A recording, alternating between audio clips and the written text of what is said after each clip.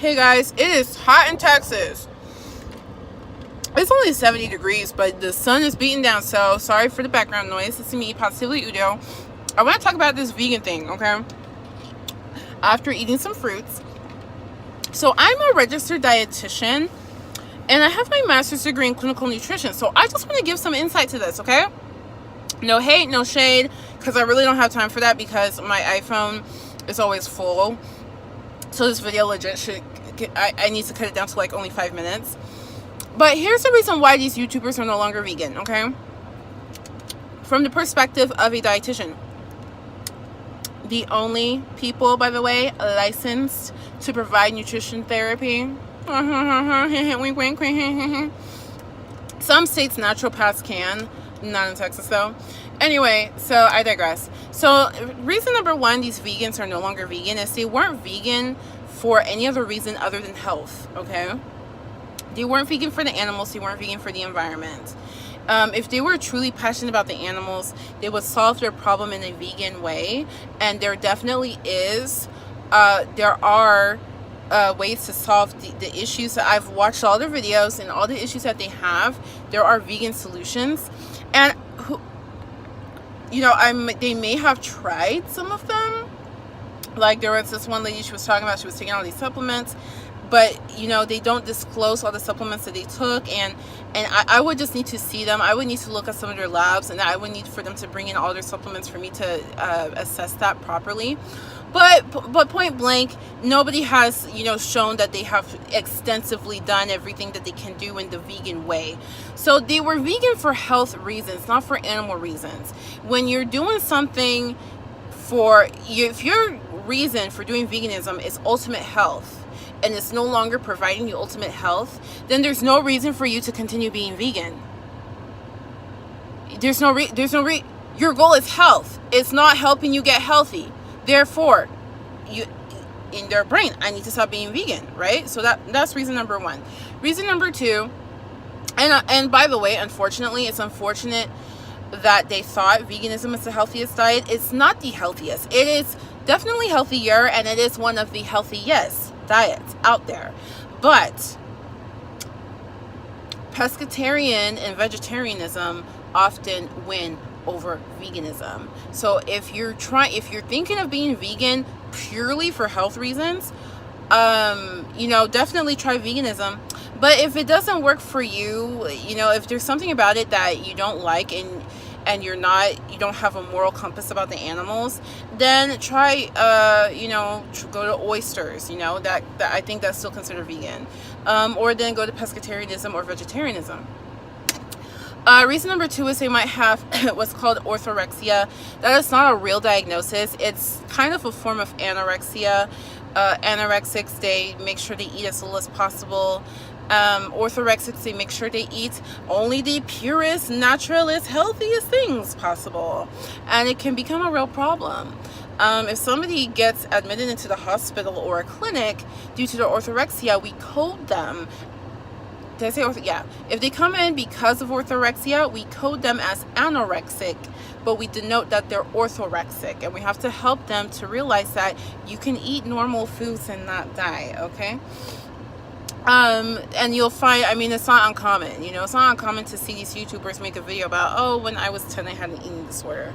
And when you have an eating disorder, especially if you don't know the person, you haven't assessed the person, you're not one of their clinicians, you never know if somebody really cured themselves, like they're really over it, or if it's one of those things. For most of them, it's just a lifelong, it's a lifelong thing you have to manage and deal with. It sucks. Trust me, having a mental issue that just is with you forever, like it's not going to go away, it sucks, but it makes you a stronger person, in my opinion. Reason number three is they have IBS, irritable bowel syndrome, and it's probably the reason why they became vegan in the first place. They thought it would help them with their IBS. IBS, it just sucks. You just have problems with your gut.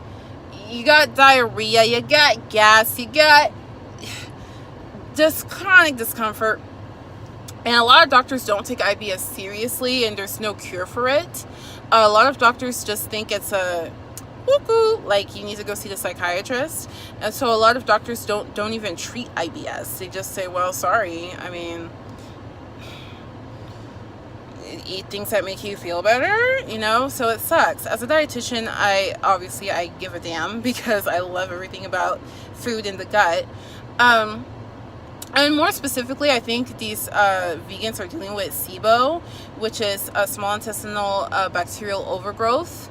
It just means that you have too much bacteria in the wrong places, okay? Too much bacteria that just grew too much in the wrong place. And so if you eat fruits, if you eat fiber, these things that are usually healthy for everyone else has bacteria in the right places. So we want those bacteria to grow more in those right places. So we tell people eat fiber, eat fruits. But if you have bacteria growing in the wrong places, then those things that help bacteria grow makes your SIBO worse. It sucks. I had SIBO for a few months. It sucks. I wanted to cry, okay? And there's no cure for SIBO either. You just manage it. And the go-to line of defense for doctors and doctors or practitioners who take SIBO. And by the way, SIBO is not a diagnosis. Orthorexia is not a real diagnosis. SIBO is not a real diagnosis. But it's kind of in the category of, you know, anorexia, IBS. There is a antibiotic that is often prescribed. If you find a doctor that takes it seriously, they'll prescribe you this antibiotic. Take it. It's very effective. You know, there are some people that their stuff is just super resistant, but especially if they've had it like lifelong. But if it's something that just came along, like for somebody like me, antibiotics, it fixed me up in about a month or two, you know. So one person that kind of irks me the wrong way is Ravana. The fact that she was caught by surprise by her friend recording that she was eating fish, and you could see that she was trying to hide it with her hand, and then the only reason she came out is because people caught her. That rubs me the wrong way. And it really rubs me the wrong way that she didn't take her freaking antibiotics to solve her health problem. It's like, okay, you realize that you have a problem that's coming from bacterial overgrowth. So why would you not take the medication that fixes exactly that? Why would you not do it? What makes you think that eating eggs solves that problem, but an antibiotic that's specifically designed to solve that problem won't solve that problem? I don't get it. Can somebody leave me a comment explaining how that works? It doesn't make sense to me. So that's reason number 3. And then reason number 4 that they're no longer vegan is they were doing it for money. Okay, they were doing it for money. There was a time that veganism was super fabulous. It was super rad, and if you were a vegan on YouTube or on Instagram, it was very easy to get subscribers and people buying your ebooks and stuff like that. The fad is dying, and if the fad is dying and it's super inconvenient for you, why would you continue? You would just go on to another fad, right? Reason number 5 is they have some sort of nutritional deficiency, which you can absolutely be vegan and solve these nutritional deficiencies. You don't need to add animal products if you don't want to. There are solutions. We can figure it out. However, it is definitely easier. It is so much easier to deal with these deficiencies using animal products. So these people are probably just sick and tired of being sick and tired, and they said, screw it, give me the milk. Okay. So those are the 5 reasons why these people who built a whole brand around veganism are no longer vegan. And let me tell you, before I got into nutrition, before I got my master's, these people are the very people that pushed me to get my master's degree, because I would watch some of their stuff, especially when everyone was crazy for raw veganism. I would watch their stuff and I would just feel like, no, why is Freely saying that but raw alignment saying that? Like, those are complete opposites. It does not compute. And I wanted to know what the hell I was talking about, because I was considering joining this movement. And I wanted to make sure I'm giving legit information, not just Google University information. When it comes to biology and a certain field of biology, do not get your education from Google. Do not get your education from Dr. Oz or Dr. Axe or some 20-something-year-old YouTuber who says she just feels so alive because she's eating alive foods, and then she doesn't post for a year because she realizes that you're not supposed to eat like that. What? You mean to tell me the human body evolved to be able to eat a variety of foods? You're telling me we evolved to eat a variety of raw and cooked foods, and if I eat only one type of food, that doesn't do good for my body? Oh, what? But seriously, the reason why you could eat any kind of diet, okay? You could eat food from McDonald's for all I care, and still feel and eat in a way that makes you feel okay, because we are human beings, okay? I don't like people that compare human beings to monkeys and chimpanzees or, you know, other animals. I don't like it. And it's not because I'm a Bible thumper or anything like that. It's because humans are distinctly different from even our chimpanzee cousins. We are so different. We literally evolved to be able to survive eating whatever the hell we can find to eat. Chimpanzees aren't designed that way. Or excuse me, if I offend anyone, designed, evolved, whatever you want to say. Chimpanzees weren't made that way. Humans are. We made ourselves this way.